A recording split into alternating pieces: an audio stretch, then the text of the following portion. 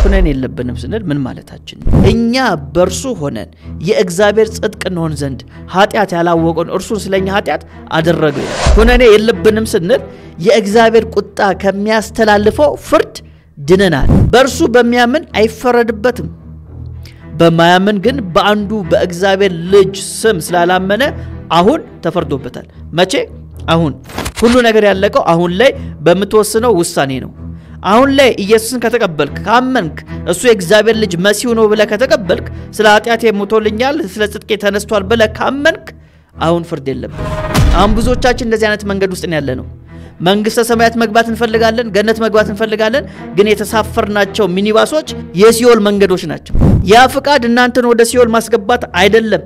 ሲኦል የተዘጋጀው ለሰይጣንና ለመልእክተኞቹ ነው። ለሰው ልጅ ሲኦል አልተዘጋጀም።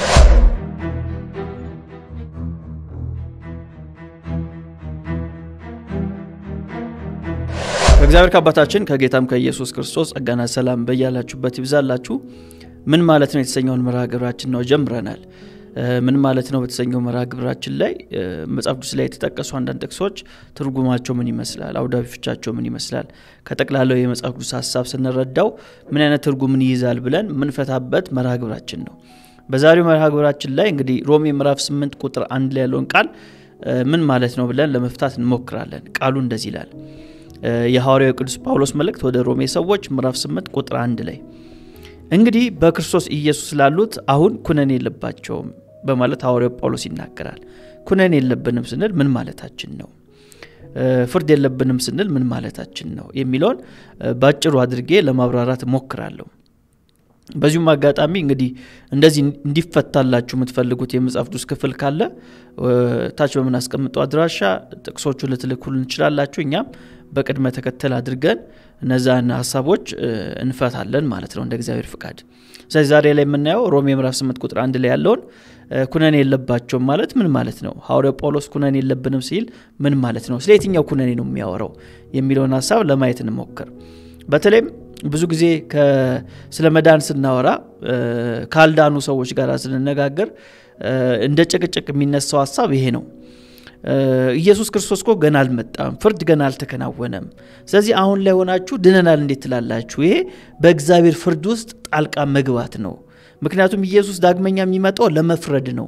ለመፍረድ የሚመጣ ከሆነ እናንተ እዚሁ ፍርዱን ጨርሳችሁ ድኛለሁ መንግስተ ሰማያት ነው ሞርሶ የምትሉ ከሆነ የኢየሱስ ፍርድ ታዲያ ለምንድን ነው የሚል ጥያቄ ብዙ ጊዜ ይነሳልና እሱን ሐሳብ ባጭሩ ለማየት እንሞክር። እንግዲህ ሐዋርያው ጳውሎስ ሮሜ ምዕራፍ 8 ቁጥር 1 ላይ እንግዲህ በክርስቶስ ኢየሱስ ስላሉት አሁን ኩነኔ የለባቸውም ብሎ 4 ነጥብ ነው የሚያደርገው። ኩነኔ ማለት ፍርድ ማለት ነው። ስለዚህ በክርስቶስ ኢየሱስ ያመነ ሰው አሁን ላይ ምን የለውም? ፍርድ የለውም ይለናል። እነዚህ ቃላቶችን በጣም በጥንቃቄ ማየት አለብን። መጀመሪያ የሚናገረው ነገር ሐዋርያው ምንድነው? አሁን በማለት ነው የሚናገረው። ወደፊት ፍርድ የለበትም አይልም። አሁን ላይ ምን የለበትም ነው የሚለው? ፍርድ የለበትም፣ አሁን ላይ አይፈረድበትም፣ አሁን ላይ ኩነኔ የለበትም በማለት ይናገራል። ስለዚህ ከኩነኔ ወይም ደግሞ ከፍርድ አምልጠናል ስንል ከየትኛው ፍርድ ነው ያመለጥነው ወይም የትኛው ፍርድ ነው የሌለብን የሚለው ነገር በጣም ልናውቀውና ልንገነዘበው ያስፈልጋል። እዚሁ የሮሜ መልእክቱ ላይ ሐዋርያው ጳውሎስ ሮሜ መልእክት ምዕራፍ 5 ቁጥር 9 ላይ እንደዚህ ይላል። ይልቁንስ እንግዲህ አሁን በደሙ ከጸደቅን በእርሱ ከቁጣው እንድናለን በማለት ይናገራል። ከቁጣው ከማን ቁጣ? ከእግዚአብሔር ቁጣ። አሁን በደሙ ከጸደቅን ተመልከቱ። ኢየሱስ ክርስቶስን ስናምን በደሙ እንጸድቃለን ወይም በሞቱ እንጸድቃለን።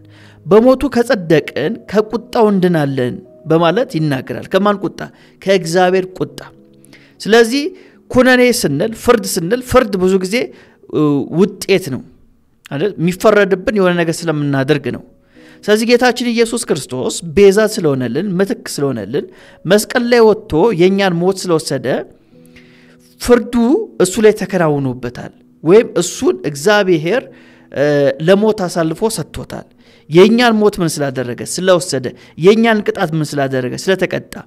መስቀሉ የኛ ነበር። እኛ ነበርን መስቀሉ ላይ መውጣት የነበረብን። የኃጢአት ደሞዝ ምንድነው? ሞት ነው። ስለዚህ ኢየሱስ ክርስቶስ ግን ምንም ኃጢአት አልሰራም። ምንም በደል አልተገኘበትም እርሱ ጻድቅ ንጹህ ነው ግን ምትክ ስለሆነ የኔ ያንቺ ምትክ ስለሆነ ቤዛ ስለሆነ የኛ ሞት ወሰደው እኛ ላይ ሊደርስ የሚገባውን ቁጣ የእግዚአብሔርን ቁጣ እርሱ ምን አደረገ ወሰደ ማለት ነው ስለዚህ በኢየሱስ ክርስቶስ አምነን የጸደቅን ሰዎች ከእግዚአብሔር ቁጣ ምን ብለናል ድነናል ከእግዚአብሔር ቁጣ ተርፈናል አምልጠናል ማለት ነው ስለዚህ ፍርድ ያመጣ የነበረው ምንድነው የእግዚአብሔር ቁጣ ነው ኃጢአት ስለሰራን እግዚአብሔር ይቆጣል ፍርድን ያከናውን ነበር ስለዚህ ከዚህ ቁጣ ምን ብለናል አምልጠናል ለምን በክርስቶስ ውስጥ ስለሆነን ኢን ክራይስት ውስጥ ስለሆነን እርሱ ውስጥ ስለሆነን የርሱ የሆነው ነገር ለኛ ሆኖ ተቆጥሮልናል የኛ የሆነው ነገር ደግሞ ለርሱ ተቆጥሮለታል ለዛ ነው ሐዋርያው ጳውሎስ ሁለተኛ ቆሮንቶስ መልእክቱ ምዕራፍ 5 ቁጥር 21 ላይ እኛ በርሱ ሆነን የእግዚአብሔር ጽድቅ እንሆን ዘንድ ኃጢአት ያላወቀውን እርሱን ስለኛ ኃጢአት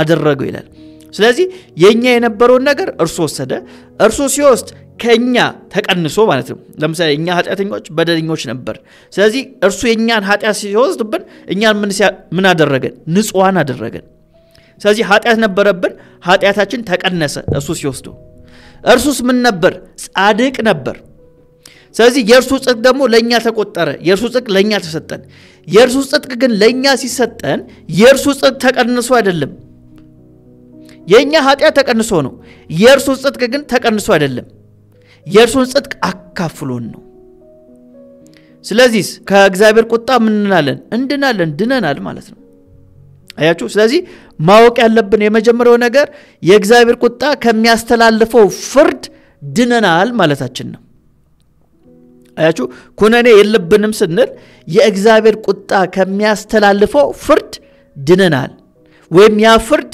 የለብንም ይያል ነው ለምን ያን ፍርድ እግዚአብሔር ለአንዴና ለመጨረሻ ጊዜ ቀራንዮ ላይ ልጁ ላይ ፈርዷል አከናውኖታል ጨርሶታል ለዚህ ነው ትንቢተ ኢሳይያስ ምዕራፍ 53 ላይ ከትውልዱ ይህን ማን አስተዋለ በማለት ነብዩ እግዚአብሔር ኢሳይያስ ይጠይቅ እንሰማዋለን ይህን ነገር ማስተዋል ይጠበቅብናል ብዙ ሰዎች እንዴት ይሆናል ይያሉ ማስተዋል ርቋቸው ሳይቀበሉት ቀርቷል እኔና እናንተ ግን ጌታ መንፈስ ቅዱስ አግዞን ማስተዋል ሆኖልን ይህን እውነት ተቀብለናል ስለዚህ ደስ ይበላችሁ በክርስቶስ ኢየሱስ ሆናችሁ ከዚህ የእግዚአብሔር ቁጣ ከሚያስተላልፈው ፍርድ ነፃ ወጣችኋል ድናችኋል ኩነኔ የለባችሁ ራሱ ጌታችን ኢየሱስ ክርስቶስም በዮሐንስ ወንጌል ምዕራፍ 3 ቁጥር 18 ላይ እንደዚህ ይላል በእርሱ በሚያምን አይፈረድበትም በማያምን ግን በአንዱ በእግዚአብሔር ልጅ ስም ስላላመነ አሁን ተፈርዶበታል መቼ አሁን ሐዋርያው ጳውሎስ ሮሜ 8:1 ላይ ምን ብሎናል አሁን ኩነኔ የለባቸው ሁለቱን ቃል በደንብ በማስተዋል ማየት አለብን ሐዋርያው ጳውሎስ አሁን ኩነኔ የለባቸው በማን ይሆኑት በክርስቶስ ይሆኑት ይለናል ስለዚህ ካላመንክ አሁን ምን ተብሎብሃል ተፈርዶብሃል ካመንክስ አሁን ከኩነኔ ነፃ ትወጣለህ ማለት ነው ስለዚህ ነገ ላይ የሚሆነው ፍርድ የምናየው ፍርድ በአደባባይ የሚደረግ የሚታይ ነው እንጂ ሁኔታው ያለቀው እዚሁ ነው ሁሉ ነገር ያለቀው አሁን ላይ በመተወሰነው ውሳኔ ነው አሁን ላይ ኢየሱስን ከተቀበልክ ካመንክ እሱ የእግዚአብሔር ልጅ መሲሁ ነው ብለህ ከተቀበልክ ስለ ኃጢአቴ ሞቶልኛል ስለ ጽድቄ ተነስቷል ብለህ ካመንክ አሁን ፍርድ የለብህም ለምን ፍርድህን ኢየሱስ ወስዶታልና አይ አላምንም በስራዬ ነው በጥረቴ ነው ግን ጠብቄ ነው ምናምን ምጸድቀው ምንድነው ካልክ አሁን ምን ብሎብሃል ፈርዶብሃል ይሄ የማይታበል የኢየሱስ ክርስቶስ የገዛ ቃሉ ነው ዮሐንስ ወንጌል ምዕራፍ 5 ቁጥር 24 ላይ ይሄንን የሚናገረው ራሱ ጌታችን ኢየሱስ ክርስቶስ ነው እንደዚህ ይላል እውነት እውነት እላችኋለሁ ቃሌን የሚሰማ የላከኝንም የሚያምን የዘላለም ሕይወት አለው ከሞትም ወደ ሕይወት ተሻገረ እንጂ ወደ ፍርድ አይመጣም ማለት ተመልከቱ አሁን ቃሌን የሚሰማ የላከኝንም የሚያምን ምን አለው የዘላለም ሕይወት አለው እኛ አሁን ምድር ላይ ያለነው አይደል ኢየሱስን አመንን ተቀበልን በስጋ እንሞትም ወይ በስጋ እንሞታለን በስጋ ስንሞት ወዴት ነው የምንሻገረው ወደ ፍርድ ነው የምንሻገረው ስንል አይደለም አለን ኢየሱስ ወደ ፍርድ ነው የምትሻገሩት ከሞትም ወደ ሕይወት ተሻገረ እንጂ ወደ ፍርድ አይመጣም ይህ ወደ ፍርድ አይመጣም ሲል የትኛው ፍርድ ነው ወደ ዘላለም እሳት እግዚአብሔር ፈርዶ ወደ ሚልከው ወደዛ እሳት አንሄድም ወደዛ ፍርድ ወንበር አንቀርብም። ከሞት ወደ ሕይወት ነው የምንሻገረው። ስጋና ነፍሳችን ሲለያይ ነፍሳችን የምትሄደው ወዴት ነው? ወደ ሕይወት፣ ወደ አባቷ ነው የምትሄደው እንጂ ከሞትም በኋላ እግዚአብሔር ወደ ዘላለም ሞት ወደ ዘላለም እሳት ይከተኛውን ብለን አንጨነቅም፣ አናስብም። ለምን? ኢየሱስን ላይ እንደዚህ አይነት እምነት ስላለን። በነገራችሁ ላይ ኢየሱስን ማመን ማለት የተናገረውን ማመን ማለት ነው። ይሄማ እንዴት ይሆናል? ግን ኢየሱስን አምናለሁ ማለት አይቻልም። ኢየሱስን ካመን ነው ያተናገረውን ቃል እያንዳንዱን አሜን ብለን መቀበል አለብን። ስለዚህ ቃሌን የሚሰማ የላከኝንም የሚያምን የዘላለም ሕይወት አለው እንጂ ከሞት ወደ ሕይወት ተሻገረ እንጂ ወደ ፍርድ አይመጣም። ስለዚህ ወደ ፍርድ አትመጡ። በኢየሱስ ክርስቶስ የሆናችሁት ወደ ፍርድ አትመጡ። የእግዚአብሔር ቁጣ ወደሚያመጣው ፍርድ አትመጡ፣ አንመጣም። ይህን ይናገራል። በአጠቃላይ የእግዚአብሔር ፍላጎት ምንድነው ብለን ብንጠይቅ የእግዚአብሔርን ፍላጎት በዮሐንስ ወንጌል ምዕራፍ 6 ቁጥር 40 ላይ ማግኘት እንችላለን። ይህንንም የተናገረው ራሱ ጌታ ነው እንደዚህ በማለት ልጁንም አይቶ በእርሱ የሚያምን ሁሉ የዘላለም ሕይወት እንዲያገኝ የአባቴ ፍቃድ ይህ ነው፣ እኔም በመጨረሻው ቀን አስነሳዋለሁ። ስለዚህ የእግዚአብሔር ፍላጎት ምንድነው ካል ኢየሱስ ክርስቶስን አይቶ ኢየሱስ ክርስቶስን ተቀብሎ በእርሱ የሚያምን ሰው ሁሉ የዘላለም ሕይወት እንዲያገኝ ነው የአብ ፍቃድ። ያ ፍቃድ እናንተን ወደ ሲኦል ማስገባት አይደለም። ሲኦል የተዘጋጀው ለሰይጣንና ለመልእክተኞቹ ነው። ለሰው ልጅ ሲኦል አልተዘጋጀም።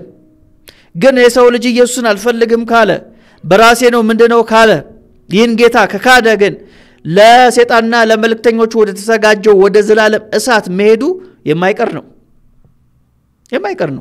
የፍላጎት ጉዳይ ስለሆነ ማለት ነው። እግዚአብሔር የፈለከውን ይሰጣል። ለምሳሌ ከአንድ ቦታ ወደ ሆነ ቦታ መሄድ ብትፈልጉ መከተል የሚገባችሁ መንገድ አለ። ያን መንገድ ካልተከተላችሁ እዛ የፈለጋችሁት ቦታ ላይ መድረስ አትችሉም። በሌላ መንገድ እሄዳለሁ ይሄ መንገድ እዛ ቦታ ላይ ያደርሰኛል ብትሉ አይሆንም። እዛ ቦታ ላይ የሚያደርሳችሁ ትክክለኛ መንገድ ያስፈልጋችኋል። ስለዚህ ወደ ዘላለም ሕይወት የሚወስድ አንድ መንገድ አለ። ወደ ዘላለም ሞት ደግሞ የሚወስድ ሌላ መንገዶች አሉ። ምርጫው እናንተ ነው። ወደ ዘላለም ሕይወት የሚወስደው መንገድ ኢየሱስን ከተከተላችሁ የምትገቡት ሰት ብላችሁ የምትገቡት የት ነው? ወደ አብ ነው። ዮሐንስ ወንጌል 14:6 ላይ እሱን ይናገራል። እኔ እውነት ሕይወት መንገድ ነኝ። ስለዚህ በዚህ መንገድ ላይ ከቆማችሁ ሰተት ብላችሁ የምትገቡት ወዴት ነው? ወደ አብ ነው። ታስታውሳላችሁ ሄኖክ አካሄዱን ከእግዚአብሔር ጋር ስላደረገ አልተገኘም፣ ተሰወረ። አያችሁ፣ አንዳንድ መንገዶች ወደ እግዚአብሔር የሚወስዳችሁ መንገዶች አሉ። አሁን ላይ በአዲስ ኪዳን መንገዱ አንድ ነው፣ እሱም ኢየሱስ ነው። ስለዚህ እዚህ መንገድ ላይ ቆማችሁ በዚህ መንገድ የምትኖሩ ከሆነ ልክ ስትሞቱ የምትገቡት ወዴት ነው? ወደ አባታችሁ ህልውና ውስጥ ትገባላችሁ። አይን መንገድ አልፈልግም ብላችሁ ሌሎች መንገድ የምትከተሉ ከሆነ እነዛ ሁሉ መንገዶች የሚወስዳችሁ ወዴት ነው? ወደ ሲኦል ነው። ስለዚህ ሲኦል የሚያስገባችሁ እግዚአብሔር አይደለም። ሲኦል የሚያስገባችሁ የመረጣችሁት መንገድ ነው። እሱን ነው ማወቅ ያለባችሁ። ብዙ ሰው የሚሳሳተው እንዴት ይሄ ፍቅር የሆነው አምላክ ሲኦል ሰውን ያስገባል ብሎ ነው። እግዚአብሔር ሲኦል ሰውን አያስገባም። ሲኦል የምትገባው ራስ ወደ ፈቅደ የመረጥከው መንገድ ያስገባሃል። የመገናኛ መንገድ ላይ ከሄድክ ምትደርሰው መገናኛ ነው። የፒያሳ መንገድን መርጠ በፒያሳ መንገድ የምትሄድ ከሆነ የምትደርሰው የት ነው? ፒያሳ ነው። ለምሳሌ ከሜክሲኮ ወደ ፒያሳ መሄድ ፈልገ ወይም ከሜክሲኮ ወደ ቦሌ መሄድ ፈልገ አንተ የገባው የፒያሳ ታክሲ ውስጥ ከሆነ ሹፌሩ የሚወስድ የት ነው? ፒያሳ ነው። ፒያሳ ሲያደርስ ከሹፌሩ ጋር የምትጣላ ከሆነ እኔ እኮ መሄድ እንፈልገው ቦሌ ነው እንዴት ነው ፒያሳ የምታመጣኝ ብትል ስተቱ ያንተ ነው። አሁን ብዙዎቻችን እንደዚህ አይነት መንገድ ውስጥ ያለ ነው። መንግስተ ሰማያት መግባት እንፈልጋለን፣ ገነት መግባት እንፈልጋለን፣ ግን የተሳፈርናቸው ሚኒባሶች የሲኦል ሚኒባሶች ናቸው። የሲኦል መንገዶች ናቸው። ሲኦል ከገባን በኋላ እግዚአብሔር ሆይ ምናም ማለት አይቻልም። ራስ መርጠ የተሳፈርክበት መንገድ የሲኦል ነውና ሲኦል ነው የሚያስገባ፣ መንገዱ ነው የሚያስገባ። አያችሁ፣ ወደ እግዚአብሔር መሄድ ከፈለክ ገነትን መግባት ከፈለክ የእግዚአብሔር መንግስት መውረስ ከፈለክ ግን መሳፈር ያለብህ ኢየሱስ መንገድ ላይ ነው። መሪን ማድረግ የሚገባህ ኢየሱስን ነው። ስለዚህ የእግዚአብሔር ፍላጎት የእግዚአብሔር ፍቃድ ምንድነው ካል ይሄው ዮሐንስ 6:40 ላይ ልጁንም አይቶ በእርሱ የሚያምን ሁሉ የዘላለም ሕይወት እንዲያገኝ የአባቴ ፍቃድ ይህ ነው አለ። አለቀ። የአብ ፍቃድ ሰዎች ሲኦል እንዲገቡ አይደለም። ሐዋርያው ጳውሎስም በአንደኛ ጢሞቴዎስ መልእክቱ ምዕራፍ 2 ቁጥር 3 ላይ እንደዚህ ይላል ሰዎች ሁሉ ሊድኑና እውነቱን ወደ ማወቅ ሊደርሱ በሚወድ በእግዚአብሔር በመድኃኒታችን ፊት መልካምና ደስ የሚያሰኝ ይሄ ነው። እግዚአብሔር ምንድነው የሚወደው? ሰዎች ሁሉ እውነትን በማወቅ እንዲድኑ ነው። የእግዚአብሔር ፍላጎት ይሄ ነው። ሌላ ፍላጎት የለውም እግዚአብሔር። ስለዚህ ይሄን ከሆነ እግዚአብሔር ፍላጎት ይሄንን ተቀበል፣ ይሄንን እመን፣ የዘላለም ሕይወት ይኖራል። ስለዚህ ጌታችን ኢየሱስ ክርስቶስ የመጣበት ዓላማ አንተን ለማዳን ነው። ከዘላለም ሞት ሊያስመልጥ ከኩነኔ ነፃ ሊያወጣ ነው የመጣው ኢየሱስ። ዮሐንስ ወንጌል ምዕራፍ 10 ቁጥር 10 ላይ ሐሳብ እናገኛለን። ዮሐንስ 10:10 ላይ እንደዚህ ይላል ጌታ ራሱ ሌባው ሊሰርቅና ሊያርድ ሊያጠፋም እንጂ ስለሌላ አይመጣም፣ እኔ ሕይወት እንዲሆንላቸው እንዲበዛላቸው መጣሁ አለ። አያችሁ ኢየሱስ የመጣበት ምክንያት ምንድነው? ሕይወት እንዲሆንልን የሚበዛ ሕይወትን ለመስጠት ነው የመጣው እንጂ ሞትን ለመስጠት አልመጣም። ስለዚህ ኢየሱስን ያመነ የመጣበትን ምክንያት የተቀበለ ሰው የዘላለም ሕይወት ይሆንለታል ማለት ነው። ስለዚህ ክርስትና ዋስትና አለው። አሁን ምናምነው እምነት አሁን የተቀበልነው ኢየሱስ ከሞትም በኋላ ዋስትናን እንደሚሰጠን አረጋግጦልናል። እዚህ ዮሐንስ ወንጌል ምዕራፍ 10 ቁጥር 28 ላይ እኔም የዘላለም ሕይወትን እሰጣቸዋለሁ ለዘላለም አይጠፉም ከእጄ ማንም አይነጥቃቸውም በማለት ጌታ ኢየሱስ ተናገረ። ለዘላለም ምን አይሉም? አይጠፉም። ልክ ስንሞት በስጋ አንጠፋም። በስጋ ስንሞት ነፍሳችን መንፈሳችን አጠፋም። ይህን የዘላለም ሕይወትን ትቀጥላለች ማለት ነው። ግን የዘላለም ሕይወትን የምትቀጥለው እዚህ ላይ እዚህ ምድር ላይ በነበርንበት ጊዜ ይህን ጌታ ከተቀበልነው ብቻ ነው። ከተቀበልነው ብቻ ነው። እሺ ስለዚህ አማኝ በኢየሱስ ክርስቶስ ከሆነ ፍርድ የለበትም ብለናል፣ ኩነኔ የለበትም ብለናል። የትኛው አይነት ኩነኔ የለበትም ብለን ብንጠይቅ ቀደም እንዳልኳችሁ የእግዚአብሔር ቁጣ የሚያመጣው ፍርድ የለብንም። ወደ ዘላለም ሞት የሚወስደው ፍርድ የለብንም። ከዚህ ፍርድ ምን ብለናል? አማኞች አምልጧል። ልክ በስጋ ስንሞት ቀጥታ የምንገባው ወዴት ነው? ወደ አባታችን ነው። ይህ ማለት ግን ሌላ አይነት ፍርድ አማኞች አያጋጥማቸው ማለት ነው አይደለም። ለአማኞች ብቻ የሆነ ደግሞ ፍርድ አለ። ይሄኛው ፍርድ ምን አይነት ፍርድ ነው ስንል ለምሳሌ ሐዋርያው ጳውሎስ የሚናገረው እንስማ። ሐዋርያው ጳውሎስ በሰማይ ያለ የአማኞችን ፍርድን በተመለከተ እንደዚህ ይላል። ሮሜ 14 ቁጥር 10 ላይ አንተም በወንድምህ ላይ ስለምን ትፈርዳለህ? ወይስ አንተ ደግሞ ወንድምን ስለምን ትንቃለህ? ሁላችን በክርስቶስ ፍርድ ወንበር ፊት እንቆማለንና ይላል። አያችሁ ይሄ የወንድሞች የተባለ ፍርድ ነው። አማኞች ብቻ የሚቆሙት ፍርድ ነው። በክርስቶስ ፍርድ ወንበር ፊት እንቆማለን በማለት ይናገራል። ይሄ ብቻ አይደለም። ሁለተኛ ቆሮንቶስ መልእክቱ ምዕራፍ 5 ቁጥር 10 ላይ እንደዚህ ይላል መልካም ቢሆን ወይም ክፉን እንዳደረገ እያንዳንዱ በስጋው የተሰራውን በብድራት ይቀበል ዘንድ ሁላችን በክርስቶስ ፍርድ ወንበር ፊት ልንገለጥ ይገባናልና በማለት ይናገራል። ስለዚህ አማኞች የሚቆሙት ወይም የሚገለጡት የፍርድ ወንበር አለ። የክርስቶስ የፍርድ ወንበር ይባላል። እዛ ላይ አማኞች ብቻ እንቆማለን። ለምንድነው ለአማኞች ብቻ ከተባለ የአክሊል ደሞዝ ምንቀበልበት ነው እንጂ መንግስተ ሰማያትን ምንወርስበት አይደለም። ለዛ ነው ጌታ ኢየሱስ ክርስቶስ ለእያንዳንዱ ለየስራው አስረክበዋለሁ ያለው ራዕየ ዮሐንስ ላይ።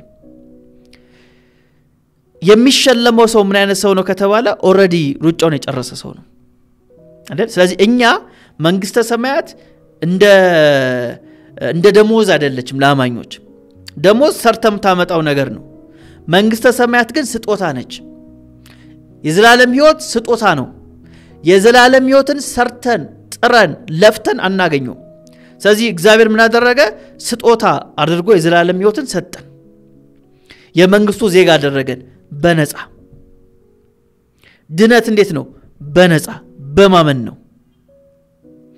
እኛ ግን ምድር ላይ በምንኖርበት ጊዜ በመናደርጋቸው ነገሮች በመጨረሻ ጊዜ ላደረግናቸው ነገሮች ምን እናደርጋለን መልስ እንሰጣለን እሱን መርሳት የለብንም ይሄ ከዘላለም ሞት ጋር የሚገናኝ አይደለም ለምሳሌ ስቴዲየም ውስጥ የገባ ሯጮች ሐዋርያው ጳውሎስ ያው በስቴዲየም አድርጎ ብዙ ጊዜ ስለሚመስል እኔ እሱን ምሳሌ ልጠቀም ስቴዲየም ውስጥ የገባ ሯጭ ይሮጣል አይደል ኦሬዲ ሬጂስተር ተደርጓል ሲገባ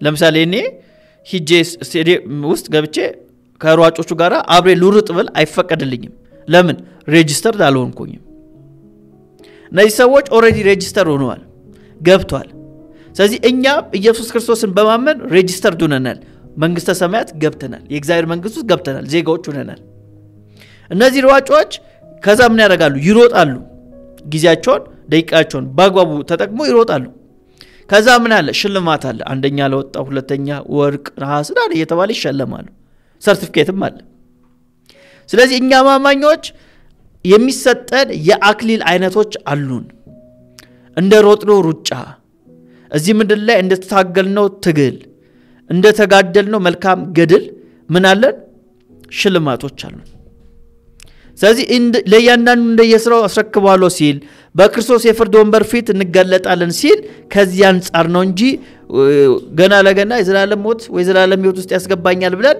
ጭንቀት ውስጥ እንገባለን ማለት አይደለም ለአማኞች ብቻ የሆነ የክርስቶስ የፍርድ ወንበር ፊት ምንገለጥበት ጊዜ አለ ለዛ ነው ዕብራውያን መልእክት ምዕራፍ 6 ቁጥር 10 ላይ የዕብራውያን ጻፊ እንደዚህ ይለናል እግዚአብሔር ይላል ቅዱሳንን ስላገለገላችሁ ተመልከቱ እግዚአብሔር ቅዱሳንን ስላገለገላችሁ እስካሁንም ስለምታገለግሏቸው ያደረጋችሁትን ሥራ ለስሙም ያላችሁን ፍቅር ይረሳ ዘንድ አመፀኛ አይደለም እግዚአብሔር አያችሁ እዚህ ምድር ላይ ለቅዱሳኑ ምናደርገውን ነገር እግዚአብሔር ያያል እርስ በራሳችን ያለን ነገር ያያል ስለምናደርገው አገልግሎት እግዚአብሔር ያያል ለሰዎች ስለምናደርገው ቸርነት እግዚአብሔር ያያል ስለዚህ እግዚአብሔር ይረሳ ዘንድ አመፀኛ አይደለም ስለዚህ የሚከፍለን መቼ ነው በመስተመጨረሻው ይከፍለናል ዋጋችን ያለው ከእግዚአብሔር ዘንድ ነው እግዚአብሔር ያኔ ምን ያደርጋል ይከፍለናል